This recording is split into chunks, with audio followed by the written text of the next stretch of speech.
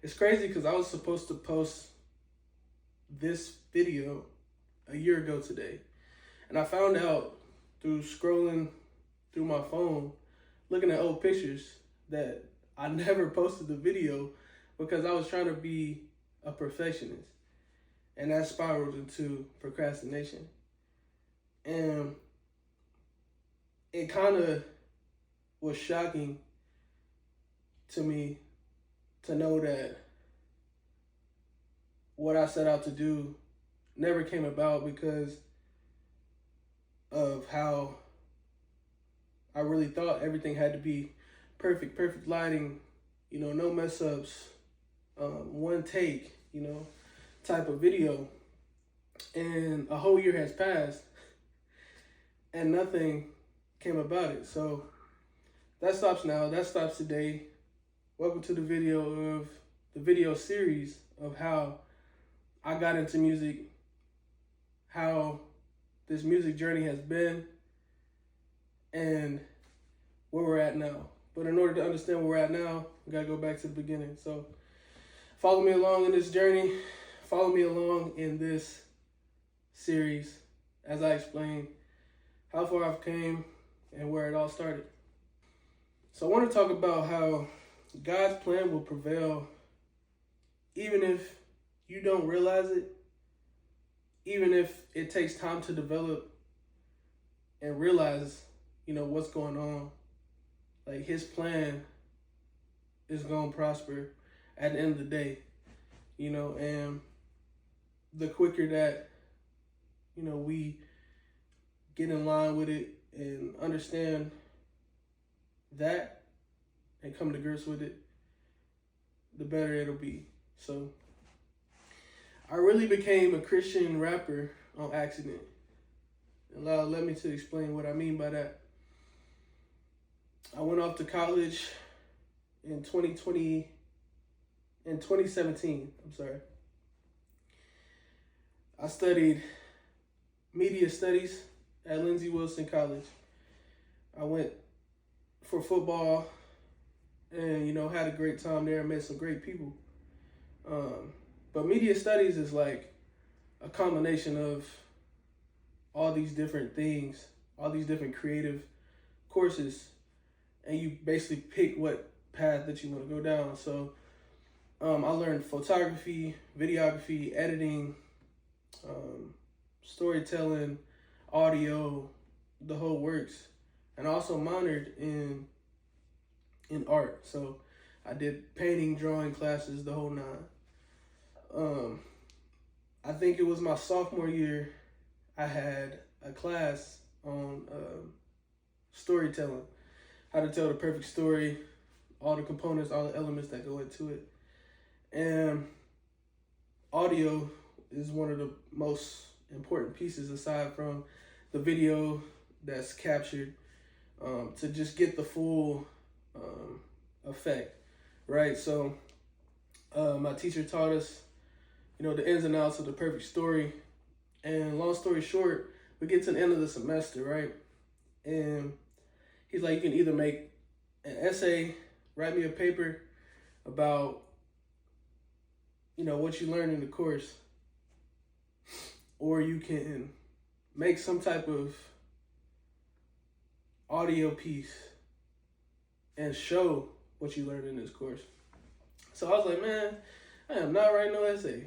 I'm finna make some songs. I'm finna make some music.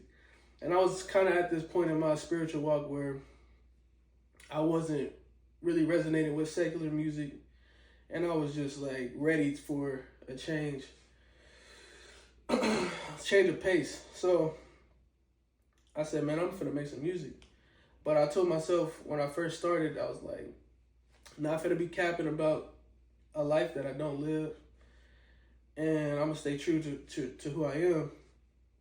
So I get to rapping, trying, freestyling, and it was all coming out Christian. It was all coming out about God and, positive things.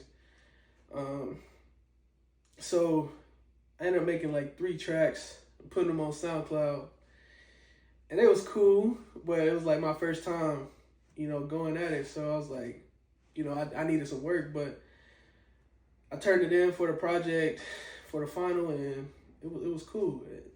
People liked it. People was giving me feedback. And a couple years go by. Fast forward to, I think it was my junior year now. End of my junior year, and we would have to make a senior year portfolio. So all the paintings, all the drawings that I've done, all the photography that I've done, all the videos that I've done, I'm putting them on the website, right? And I'm like, man, I did have some music, so let me put that on there too. But then I went back and listened, and I was like, I can't put this on there as my as my final, senior portfolio. So I was like, let me get back to the drawing board. So I had made a couple songs, and at this time, like, I had undergone surgery. I had an injury in my knee during football, so I had a lot of time on my hands, and I was just writing and getting into it. So I think I had like 3 songs, and my roommate Jeremiah, he was like, "Man, you might as well put out an album, bro." And the 3 songs turned into 7, and that was my first project that I ended up putting out. And I remember just reflecting on the whole process, that like I really didn't even try to set out and say, like, I'm gonna be this Christian rapper. How everything just happened was crazy. And I was talking to my girlfriend at the time. She my fiance now, but she was like, yeah, like, that's how God works. He works in mysterious ways. And we just stopped and looked at each other. Like, mysterious ways. That's got to be the name for the first project. So the 7 songs that I made turned out to be Mysterious Ways, first project.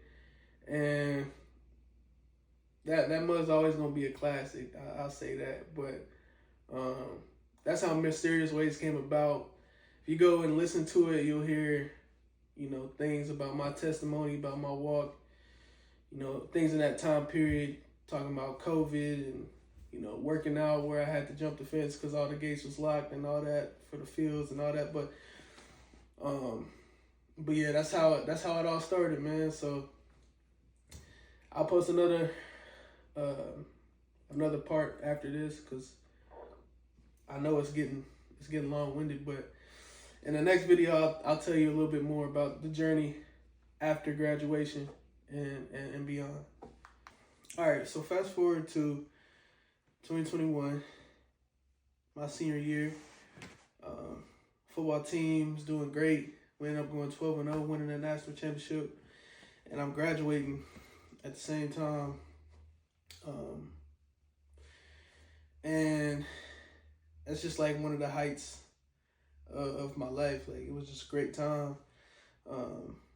Fast forward, get past the championship, get past graduation, and I am deciding to pursue my football career and master's at Clemson University. I'm so excited. I'm so dialed in. I'm praying, and I'm asking God for clarity about where I should go.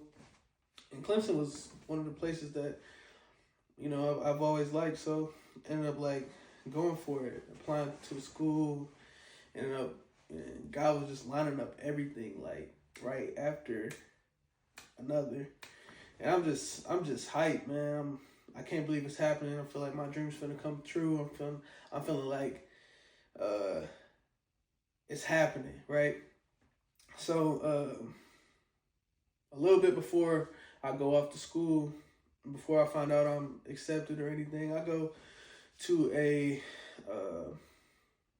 church camp. About my second, third time going and being a camp mentor, leader for a youth camp. And this particular year, after we left the camp, I'm on a spiritual high. I'm feeling great, connected to God, on fire for God, But I'm really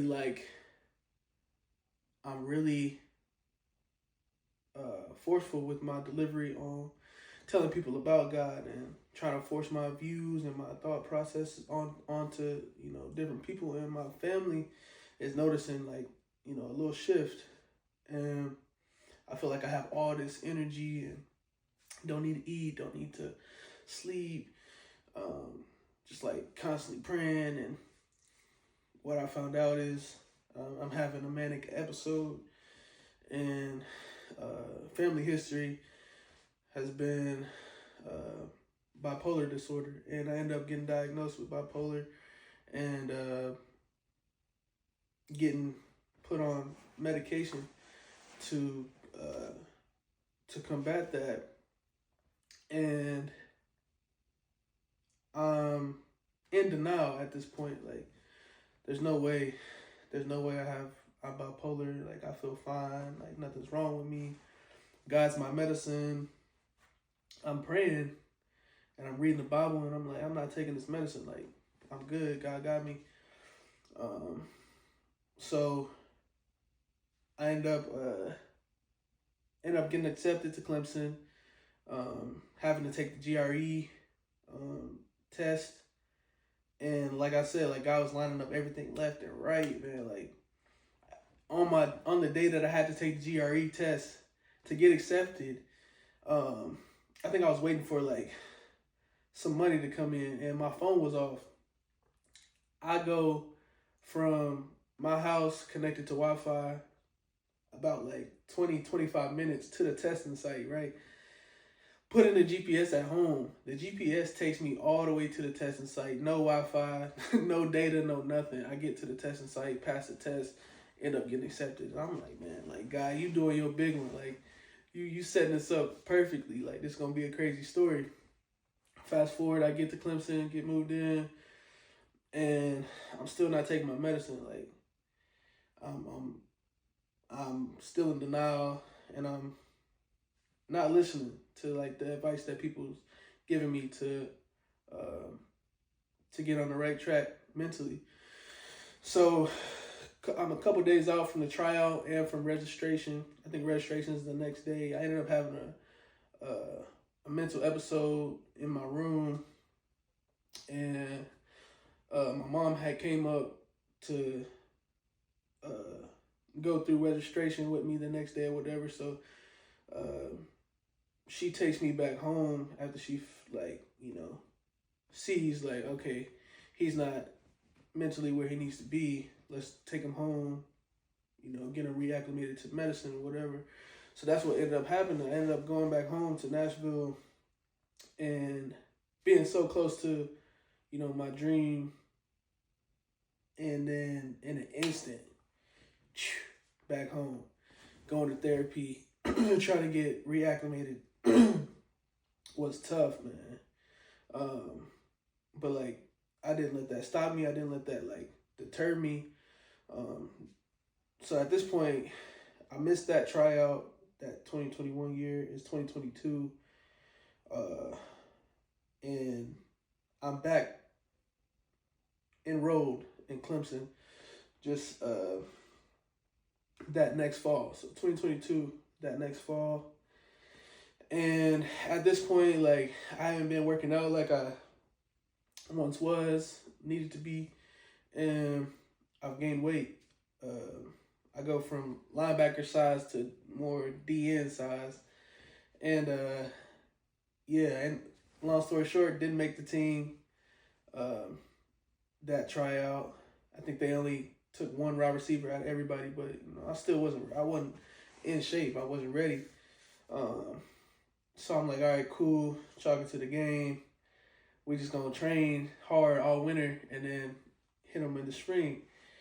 But at this point, like, school is getting tougher and tougher because it's like, it's built up. The program is built for if you had went undergrad at Clemson. So like, there's courses that you would have taken in your undergrad that, you feel me, that would set you up for success in this master program. And since I went to Lindsey Wilson undergrad, it was just like a bad combination. On top of that, I'm learning computer coding and trigonometry and 3D software by foreign professors. So I'm having a hard time understanding they regular English. Aside from them teaching me, computer coding and all this stuff. So it was a tough barrier to get through. So I'm like, man, I gotta figure something else out. Like, let's go back to the drawing board. Like I can draw, I can paint. Let's see what this visual arts program is talking about. So I have a meeting with the head lady over that program, and she's like, I feel like you'd be a good candidate for this program, but you would have to reapply to the school in general to, you feel me, to transition over.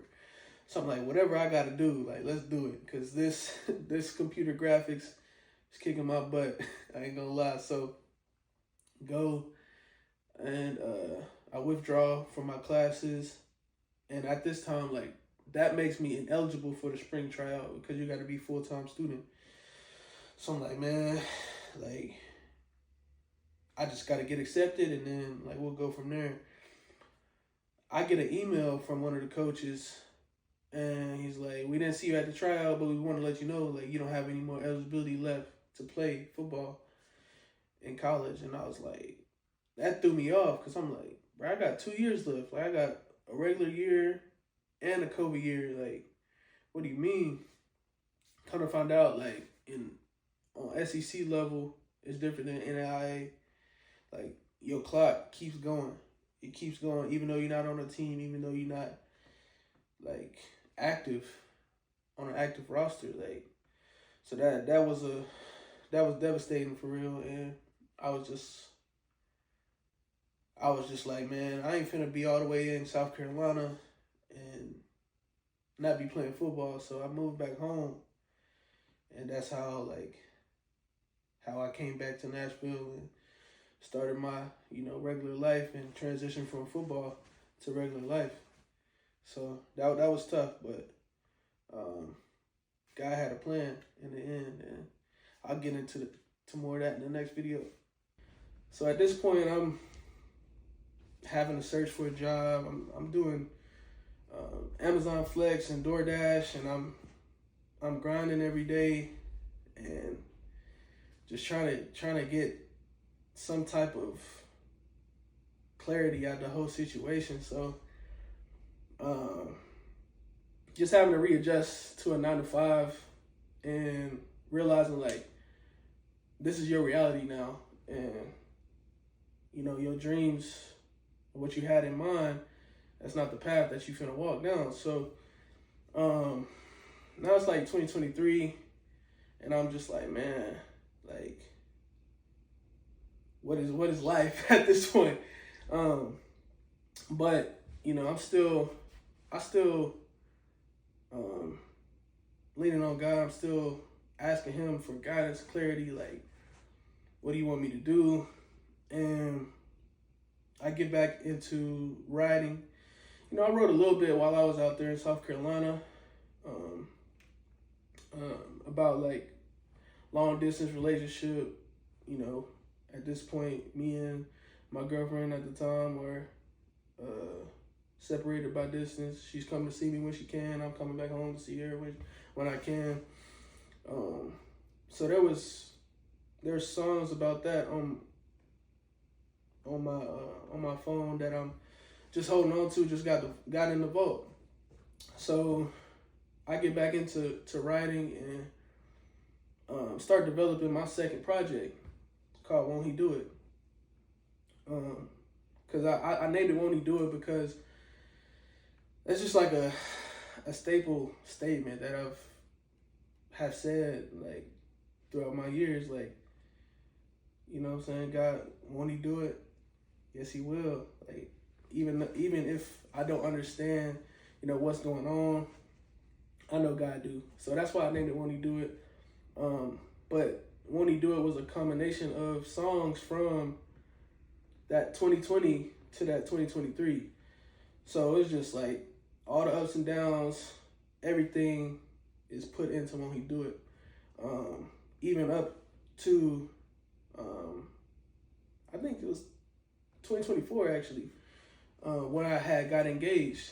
I had my release party for Won't He Do It, proposed to my now fiance, and yeah, I just felt like that was cool. Like that was a wrap on that season, and I was getting reacclimated to accepting the reality that, you know, football was over, and maybe this is what I'm supposed to do. This music is what I'm supposed to really pursue, because it keeps coming back, it keeps resurfacing, and I keep getting opportunities and things of that nature.